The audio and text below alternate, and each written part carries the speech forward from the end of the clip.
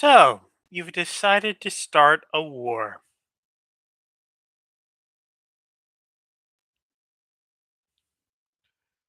Okay, so you know, let me cut my smartassery somewhat short, shorter than my 5'7" stature, and just tell you outright, I'm not a military expert. But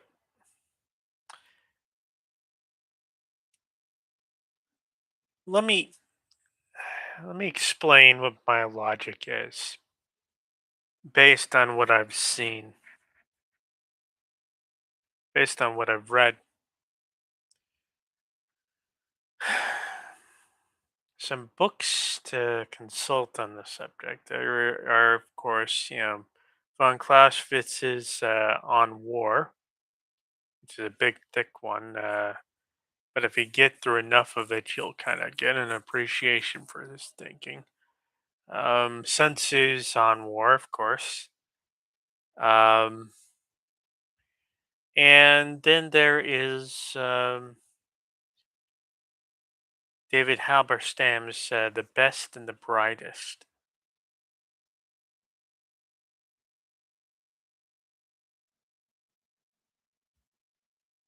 Beyond that, this is just sort of a this is just a sort of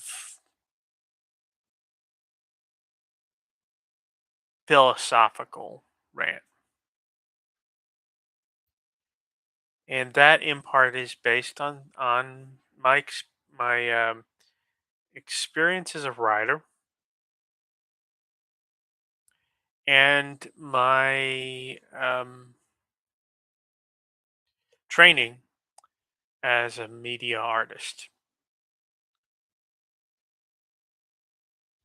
So, what is the message I'm going to give you? The message I'm going to give you is there's a difference between trying to between being able to control your narration and being able to control the narrative. You can say what you want to say. It's often a trope in movies that you'll have the character doing something stupid while they narrate it as if they're doing something brilliant.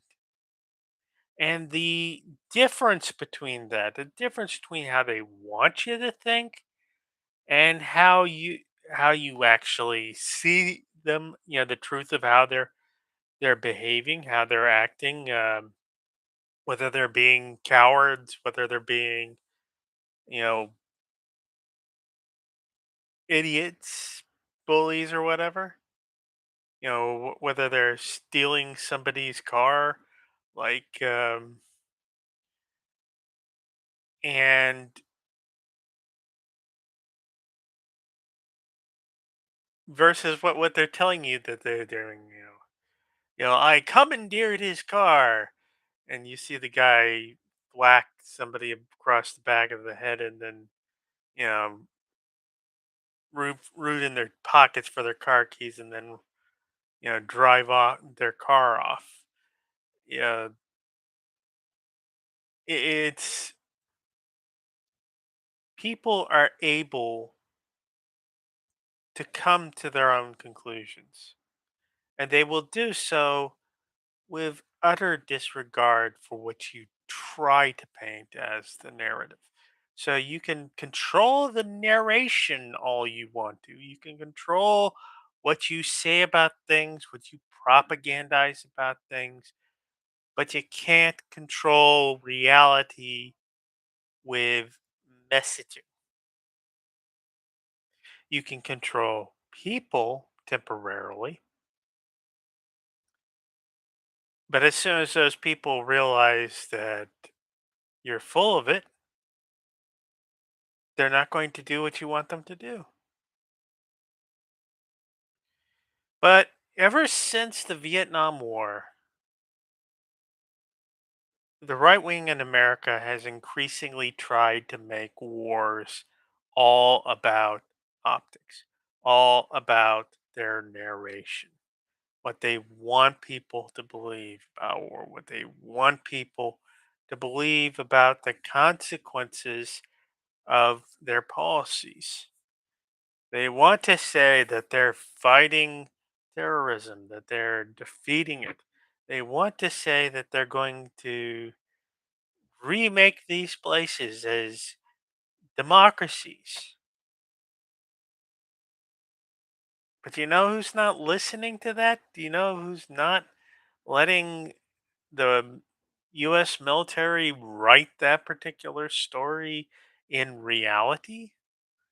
Make it actually happen?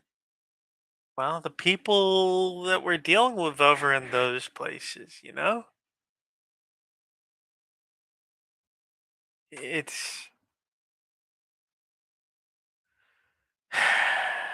what's more, we end up waiting for, you know, ages. We go years trying to, you know, not cut and run, not, you know, admit that it's not working. And meanwhile, thousands, literally thousands of all our soldiers get killed. Whether we're talking Vietnam or in its bright shining lie, the 20 years in Afghanistan where we basically succeeded at just putting the Taliban back in power, or the whole debacle in Iraq, where guess what? When we went away, so did the spine of the Iraqi military. They folded again, under ISIL's, pressure like a cheap suit. Not because they're in any shortage of people who have not necessarily because of shortage of skill, not necessarily because of a shortage of courage in people's hearts, inherently there or whatever. No, more because, well, the way we've done things, the way we try to do things, the way we try and translate an overwhelming advantage in firepower. There's no disputing that America can put a whole bunch of ammunition on target. That is undisputed. We've created some of the most effective war machines in world history. That does not, and it has not guaranteed us victory. Why not? Why not?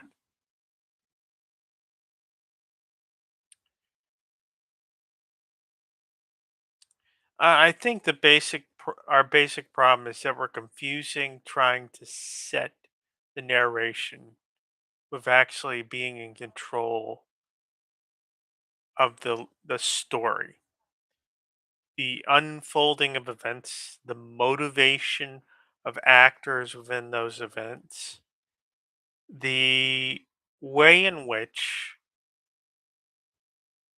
that motivation feeds into choices, the way what we do enables the next step of what has to happen. We're all just, we all want to do a shock and awe sort of boom, boom, everything, blow away the conventional forces, destroy the leader, even. We started out destroying the leader. And I know Trump thinks that means we won, but guess what happened? Instead of buckling down, they put the hardliner son of the guy we killed in charge. And of course, they're not going to just hang around, wait around to have a bunch of bombs dropped on them. And I would imagine they're probably going to plan for succession now, a lot more, with a lot greater spread. And what's going to happen probably is that they're going to use their advantage. They have basically control of a choke point. And that choke point is a lot easier for them to attack, for them to render unsafe for, for commercial travel. It's a lot easier for them to create that choke point than it is for us to liberate it. I'm not saying we can't do that, but I'm saying that they can, at very small expense, make a very critical and strategic part of the world. In the Red Sea, they can, because they have basically territory, sovereign territory on that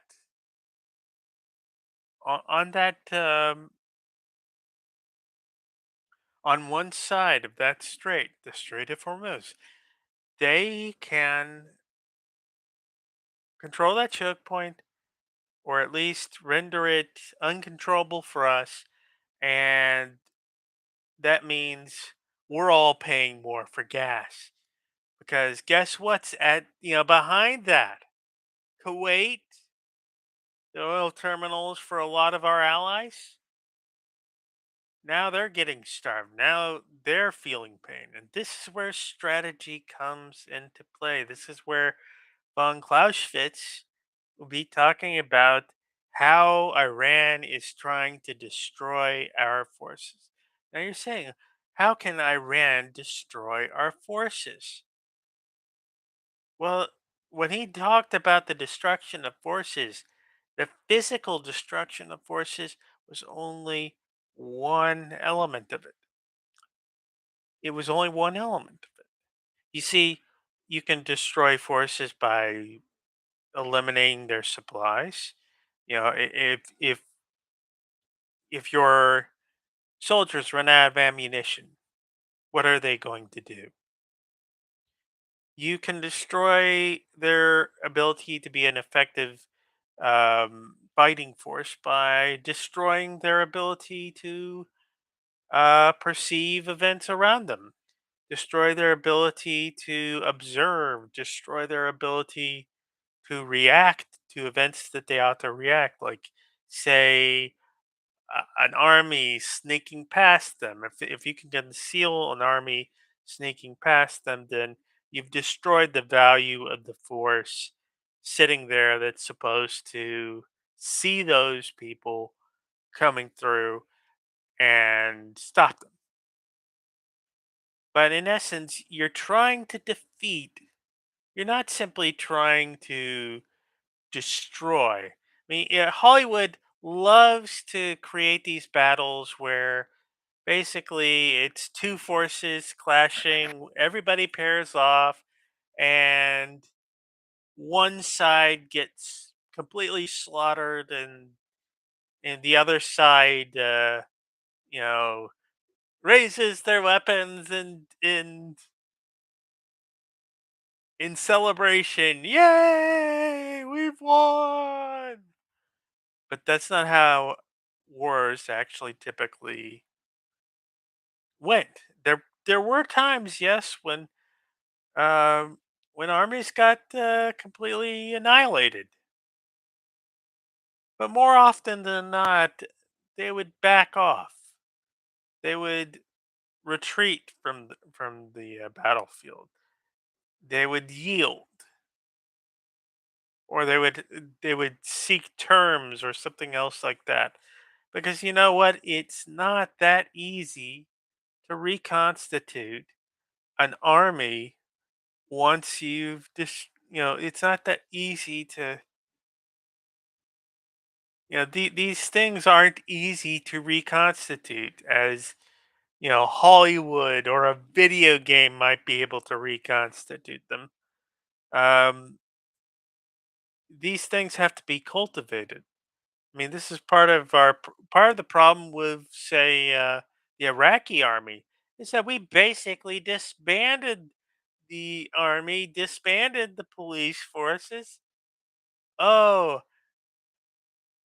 now we're on the hook for doing everything as occupiers. That that is not a good starting point for a long-term change of, governing style, or for a long-term stable republic or whatever. It's not a good way to start things off.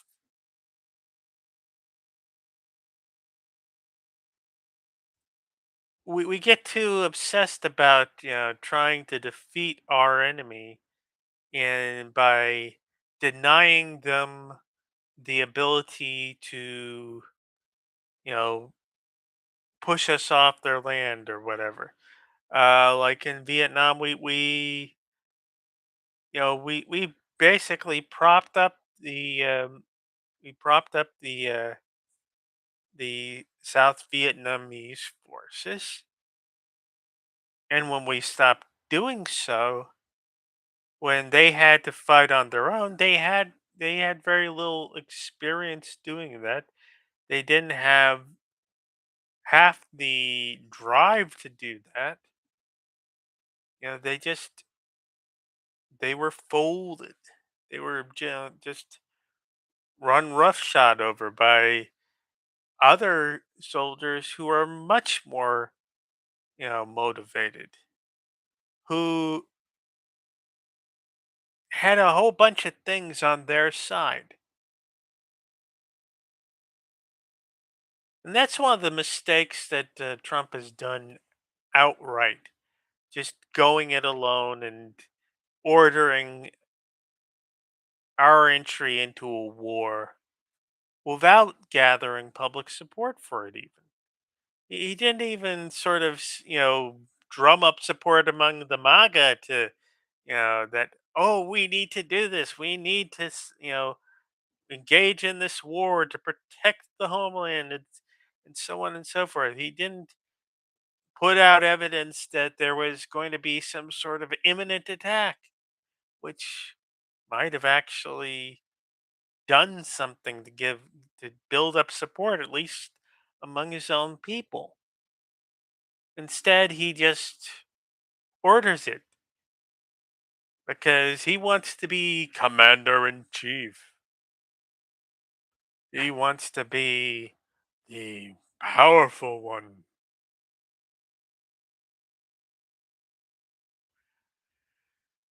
And he's so drunk on that sense of power that he just fails to understand that there might be some reason why equally powerful presidents going back decades didn't decide to directly engage Iran. Hell, even Ronald Reagan was no dove. Even Ronald Reagan didn't directly engage. Ronald Reagan basically did a proxy war with, our friend Saddam Hussein as the sort of the,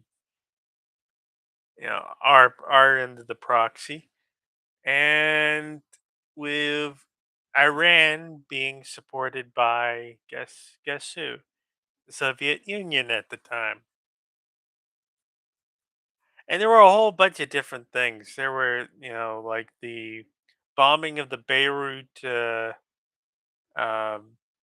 barracks of of killing hundreds of our Marines. These were there were there was a lot of activity, especially around the Straits of Hormuz. There was I do remember there being a great, mining of the straits. Um, I do remember there being quite a bit of back and forth. In fact, I think an airliner got shot down by mistake by the Vincennes sometime during the 80s. But the long and the short of it is that you had plenty of both Republican and Democratic presidents that didn't put the stick into the hornet's nest. And why didn't they do that? Because when and if they did, the thing that people don't appreciate about the let me see if I've got something that I can show you with. Sorry, it's there. Let's see. Let's see.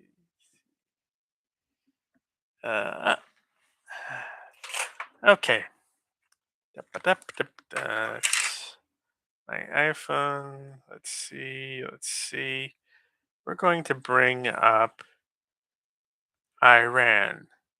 Iran's so far away. Sorry, but images. Ah, this is a good one. All right. So,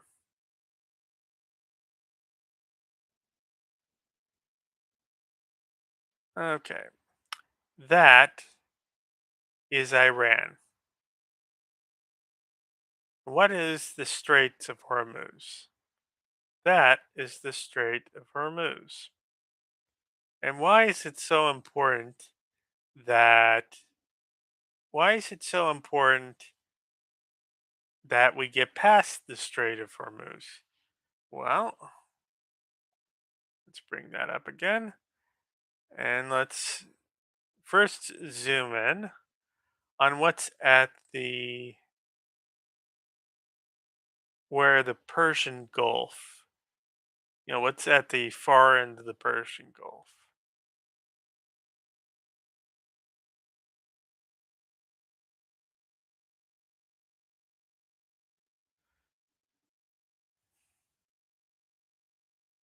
Ah, yes, Kuwait, Saudi Arabia, Bahrain, Qatar.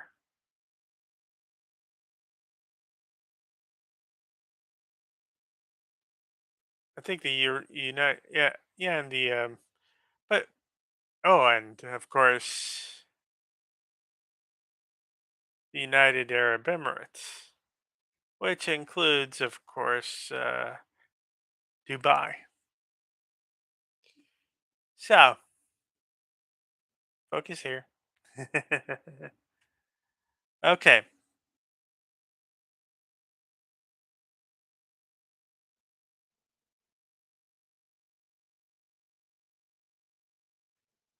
trying to get it back to. Let's see. Probably if I center myself.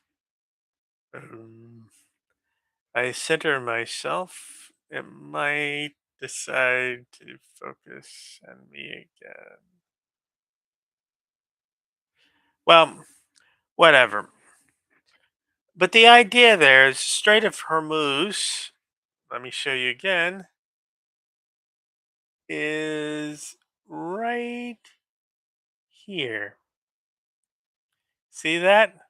That is a choke point, if anything. And guess what surrounds it on three sides? That nation.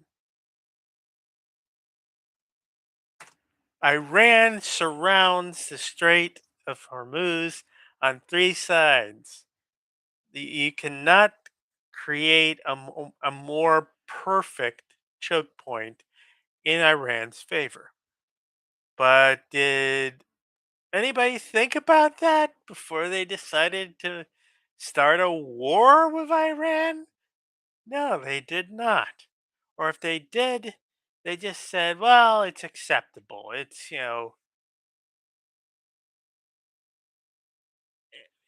this is the sort of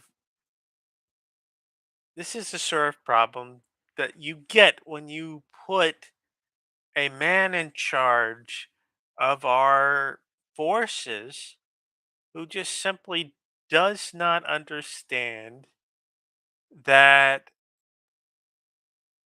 posturing to show that you're strong, posture, trying to, again, trying to control the narrative by controlling the narration. Well, Trump can say whatever he wants about the situation with the Straits of Hormuz, but until there is some sort of control of that area, and on the ground, I would say, until there is some sort of control of the area around that, these waters are going to be next to impossible to move commercial traffic through. And this is the absurdity of the whole thing. This is, and he's literally he's literally trapped some of our best assets, some of our best assets, uh, economic, trade wise, behind this strategic choke point. And did he do some sort of land operation in order to seize this point before he started a war? And by the way, they're trying to hem and haw about whether they've started a war or not. They've started a war. Let's be frank about it. Let's not pretend like we didn't start a war here. We killed their leader. We didn't have provocation to do so. They hadn't attacked us yet. They hadn't done anything sufficient to justify our going in and killing their leader. And now they've got another leader. Is that leader wanting to democratize? Is he wanting to give up and let the democracy protesters win? Well, here's the thing. I have only the greatest of I have only the greatest of sympathy and support for those who want democracy, for those who want a republic under a constitution that constrains the power of that government. Let me make it plain that I support these things.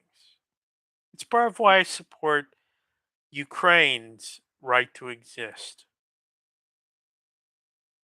It's part of why I support the.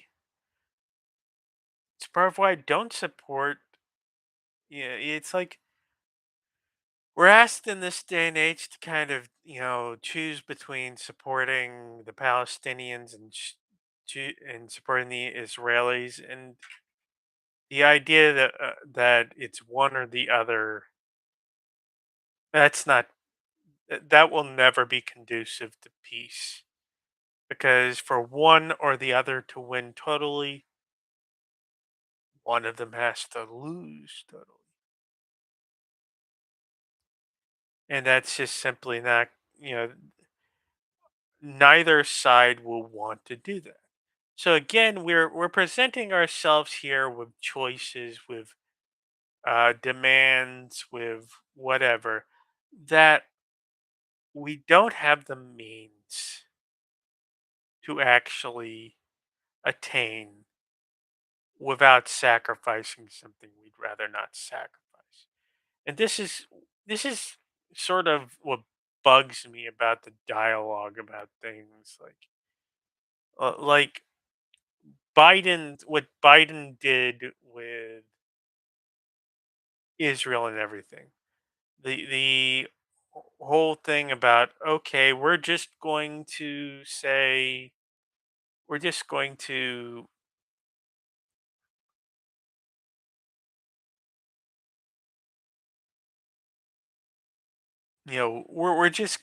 just going to reject Biden, reject um, Kamala Harris because they're not outright rejecting Israel. They're not, telling them to get lost. And so, what did you get for that? What did you get for that? You get Trump. Trump, who backed Israel to the hilt as they continued to commit genocide. And this being the Netanyahu government committing the genocide.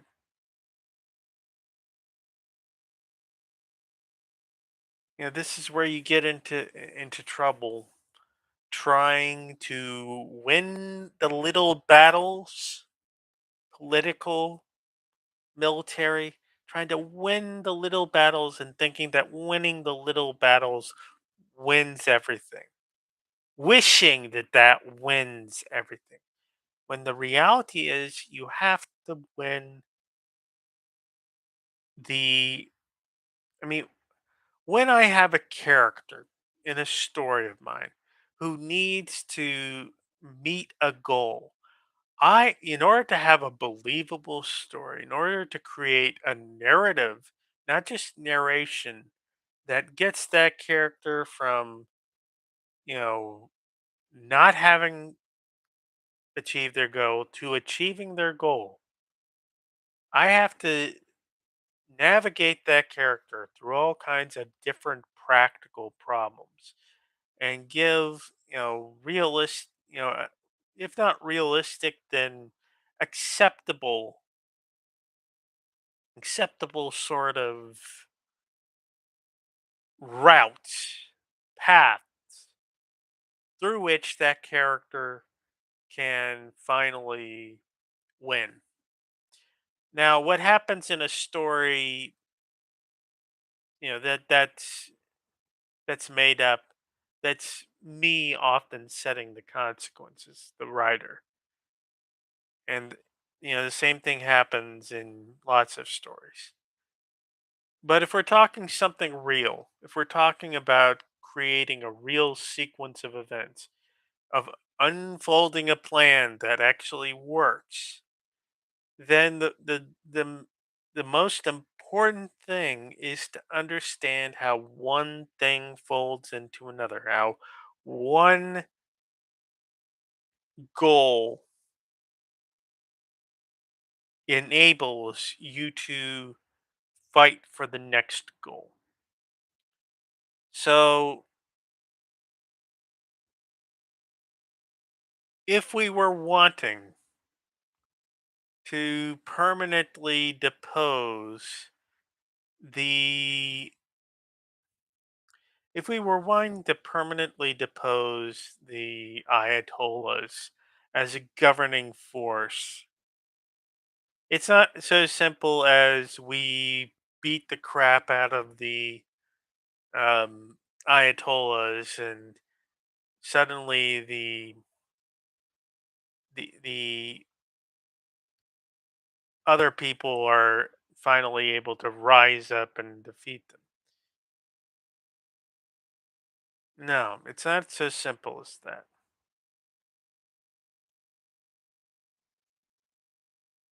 We needed to have somebody, already there who would be acceptable to more than just the small faction of people in the broader um, in the broader public of Iran. Or at the very least, we would need somebody who had military power that would answer to them, or cultural power, or religious power answering to them, who would also serve our goals. But instead, what do we have? Instead, we created a situation where many of our best choices, best alternatives, also died with the Ayatollah. We were so focused on getting that Ayatollah that we forgot to not get all the people we wanted to replace the Ayatollah. And so, who replaces the Ayatollah? A much worse son of that Ayatollah.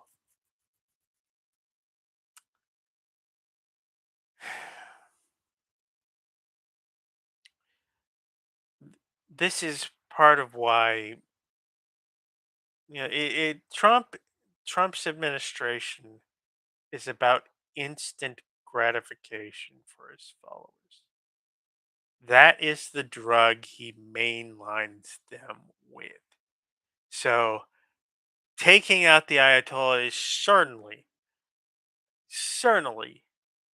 a main line of, you know,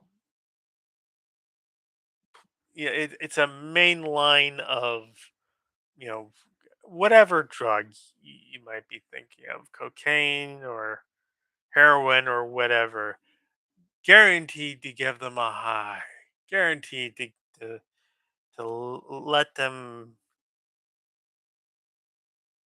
get warm feelings about the president again. But the problem is,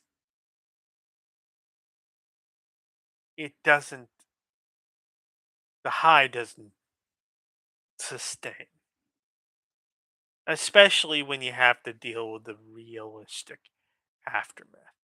And the realistic aftermath so far is that we managed to install a person in power who is even worse than the one we took out of power. And a similar thing in Venezuela. Did we free the people of Venezuela from the um, Chavez, Chav, from Chavismo or whatever they call it?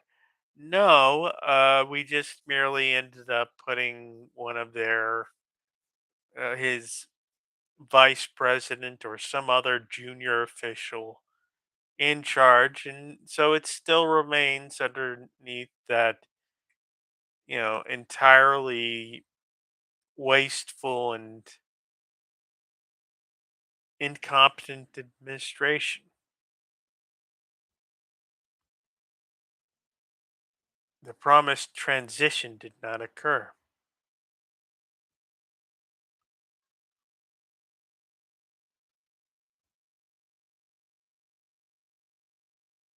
And Trump has us going in so many directions at once, unloading so much ammunition, in fact, that we are running a shortage now. We're running short on missiles. Sure, you've got a lot of rubble in Tehran. Sure, you're doing pretty much, you're doing the Israeli playbook.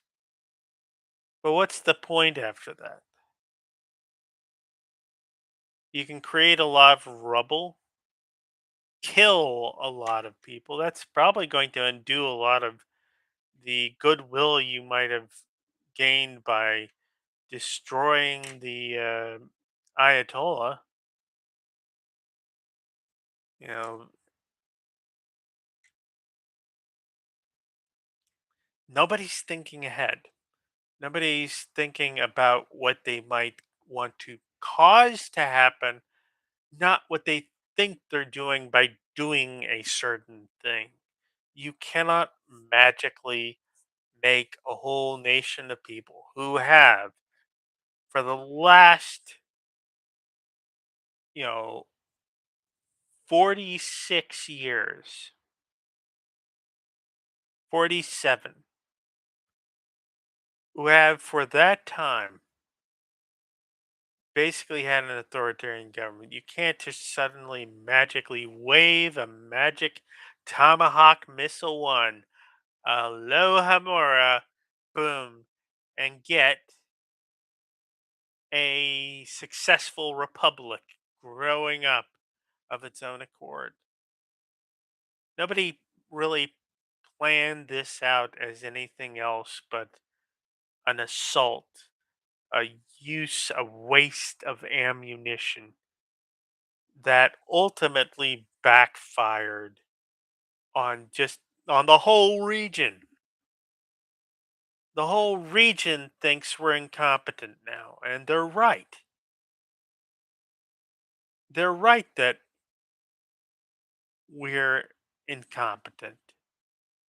And incompetence is a form of weakness, which is why you folks out there who are defending the Trump administration, you need to stop. Just like you needed to stop on Iraq, just like you needed to stop on Afghanistan. Incompetence defended is weakness internalized.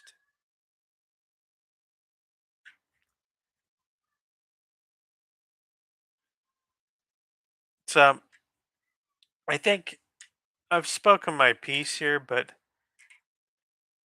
the long and the short of it is that if we want anything positive to come out of all this, if we want to at least salvage the situation, we have to get somebody else in charge. I'm sorry. We've got somebody in charge who has never really thought ahead about anything he did in his entire life, who is by his nature impulsive and sociopathic. So he does not intelligently deal with the consequences of his actions.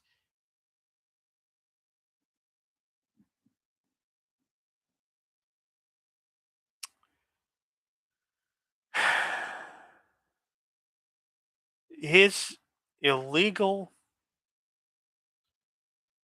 his illegal charge to war has put America in a weaker spot. America is not infinitely powerful. America is not infinite in its number of troops, infinite in its ammunition. Even we have to live by the rules of causality. We need to stop acting like our advantages are going to grant us miracles. We need to approach our foreign policy with much greater appreciation for what can go wrong and for what we need to do in order for things to go right. Y'all have a good night. See you later.